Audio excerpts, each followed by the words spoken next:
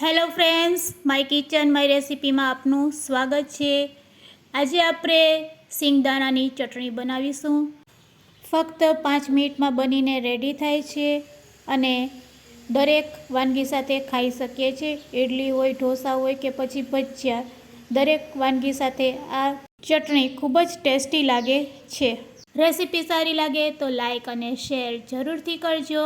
અને જો તમે મારી ચેનલ ઉપર નવા હોય અને મારી ચેનલને હજુ સબસ્ક્રાઈબ ન કરેલ હોય તો સબસ્ક્રાઈબ કરી બાજુનું બેલ બટન દબાવવાનું ભૂલશો નહીં, જેથી કરીને તમને મારા નવા વિડીયોનું નોટિફિકેશન મળતું રહે। ખૂબ જ ઝડપથી બની જતી સિંગદાણાની ચટણી બનાવવા માટે આપણે ગેસની ફ્લેમ ચાલુ કરશું અને કડાઈમાં થોડુંક તેલ એડ કરીશું। અહીંયા મેં 1 ચમચી જેટલું તેલ લીધેલું છે। હવે તેમાં આપણે સિંગદાણાને રોસ્ટ કરી લેશું। તો અહીંયા મેં 1 નાની વાટકી જેટલા સિંગદાણા લીધેલા છે। અહીંયા મેં શેકેલા સિંગદાણા લીધેલા છે, તમે કાચા સિંગદાણા પણ લઈ શકો છો। તેને આ રીતે આપણે તેલમાં સહેજ સાતરી લેશું।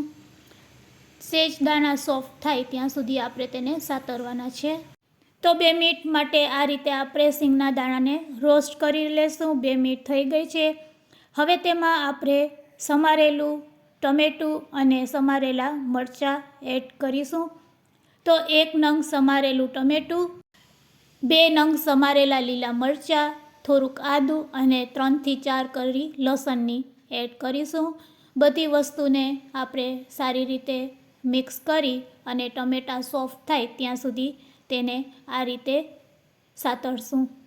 તો તમે જોઈ શકો છો 2 મિનિટ પછી આ રીતે ટમેટાં સરસ સોફ્ટ થઈ જશે। તો અહીંયા આપણા ટમેટાં સરસ સોફ્ટ થઈ ગયા છે। તો તમે જોઈ શકો છો સરસ ટમેટાં આ રીતે સોફ્ટ થઈ જાય એટલે આપણે ગેસની ફ્લેમ થોડીક સ્લો કરી દેશું। આ રીતે તમે એકવાર ચટણી બનાવીને ફ્રીજમાં રાખી દેશો તો ગમે ત્યારે કોઈ પણ વાનગી તમે બનાવો, ભજીયા કે પકોડા કે પછી ઢોસા, તેની સાથે તમે સર્વ કરી શકો છો। તો હવે આપણે તેમાં મસાલા એડ કરશું। સ્વાદ અનુસાર મીઠું, સાથે સાથે અડધી ચમચી જેટલું લાલ મરચું પાવડર, ચપટીક હળદર નાખીશું। હવે બધી વસ્તુને મિક્સ કરીને ગેસની ફ્લેમને બંધ કરી દેશું। તો અહીંયા આપણો ચટણીનો મસાલો રેડી છે। અહીંયા તમે ટોપરાનું છીણ પણ નાખી શકો છો। રેડી કરેલા આ મસાલાને આપણે થોડીક વાર ઠંડો થવા દેશું। 5 મિનિટ પછી આપણે તેને મિક્સચર જારમાં લઈ લેશું। તો આ રીતે સિંગદાણાને આપણે રોસ્ટ કરીને ચટણી બનાવશું તો ચટણી ખૂબ જ ખાવામાં ટેસ્ટી લાગે છે। મિક્સચર જારમાં મસાલો લઈ હવે તેમાં આપણે થોડુંક પાણી એડ કરીશું। થોડુંક પાણી એડ કર્યા પછી આપણે તેને ગ્રાઇન્ડ કરી લેશું। ફક્ત 2 ચમચી જેટલું જ પાણી આપણે એડ કરીશું અને તેને ગ્રાઇન્ડ કરી લેશું। તો ગ્રાઇન્ડ કર્યા પછી તમે જોઈ શકશો કે આપણી ચટણી છે એ કેટલી સરસ બનીને રેડી છે। તો અહીંયા આપણી ચટણી સરસ ગ્રાઇન્ડ થઈ ગઈ છે, તમે જોઈ શકો છો તેનો કલર અને તેની પેસ્ટ। હજુ આપણી ચટણી બનીને રેડી નથી થઈ, હજી ચટણીમાં આપણે તડકો લગાવીશું। તો આપણે એક નાની વાટકીમાં ચટણી કાઢી લેશું। તો ચાલો હવે આપણે આ ચટણી ઉપર તડકો લગાવીશું। તો તેના માટે આપણે ગેસની ફ્લેમ ચાલુ કરશું અને તડકા પેનમાં થોડુંક તેલ એડ કરશું। તેલ સારું એવું ગરમ થાય એટલે તેમાં આપણે રાઈ એડ કરીશું, સાથે સાથે આપણે સફેદ તલ પણ એડ કરીશું।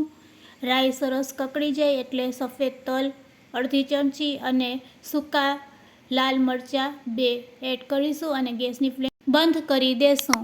તો અહીંયા આપણો ચટણી માટેનો તડકો રેડી છે, તેને આપણે ચટણીમાં એડ કરી દેશું।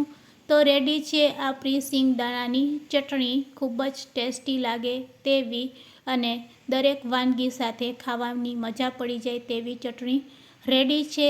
તો એકવાર તમે પણ જરૂરથી ટ્રાય કરજો, ખૂબ જ ટેસ્ટી લાગે છે।